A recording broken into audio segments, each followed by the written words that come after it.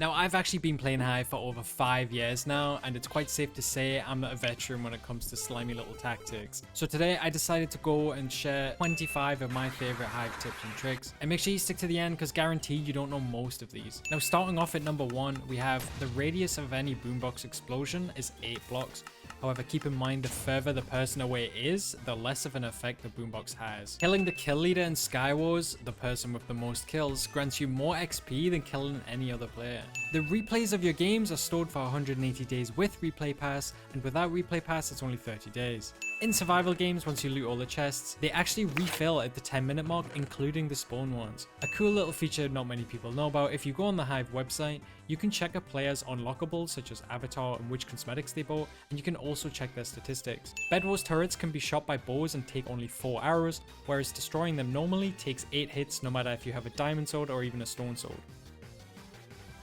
The perfect render distance is actually 12. Anything crazy like 50 render distance will actually cause FPS drops due to render distance being limited on Hive. So it's actually recommended you stick to 12 render distance or below, as the higher you are, the more FPS drops you will get. So hopefully that fixes some of your guys' issues if you've been getting FPS drops. Using the chest UI is actually faster for buying items than the legacy or the modern UI, simply because when you buy an item, it then selects the first item in the shop instead of the item you're hovering over. Dragon's Breath does 1 heart per tick. Fireballs and Dragon's Breath also do the same amount of damage with or without armor. Fireballs have a 5 block reach radius horizontally and a 3 block radius diagonally. Slash toggle performance doesn't hide particles or anything fancy like that. Instead, it only hides a percentage of players in the hubs to boost FPS. Now, I don't know the exact percentage. I did try ask a member of staff. Turns out they didn't actually know as well. If you keep holding your mouse button after starting a bridge, you can actually continue the bridge by looking at it again. Now, you can actually use this to make some crazy clutches for blocking in. I use it all the time on Bed Wars to try get somebody's bed. A direct hit with a fireball does 3 hearts of damage.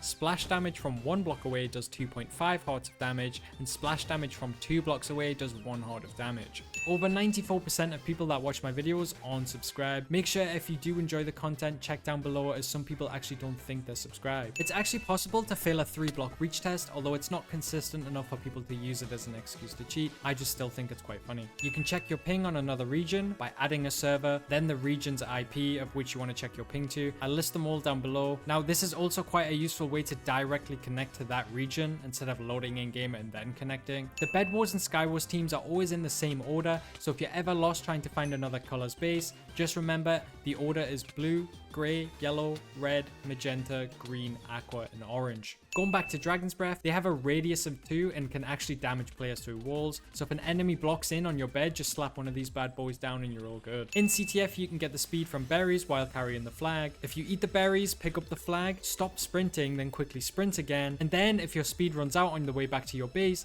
you can drop the flag, eat berries again, and carry on. While in a fight, if you run over slabs or stairs, you can reduce your KB by an insane amount. If you're ever broke and need yourself some free Minecoins, just head over to the Microsoft Rewards website. Now, the challenges get you points, which you can redeem for Minecoin gift cards or usually any other gift cards. If you're ever low on quest points, just remember Hive has an incentive if you report cheaters via the in-game system. Now, before you go mass reporting players to farm quest points, keep in mind the cheaters have to be punished in order for you to receive the quest points. Throwing a boombox explodes way faster than just placing it. Placing a boombox takes 3 seconds to explode, whereas throwing it only takes 1.5. Instead of jumping onto a jump pad to not take any fall damage, you can just jump onto the corner of it while holding the spacebar, which doesn't send you into the air, but it still stops your fall damage.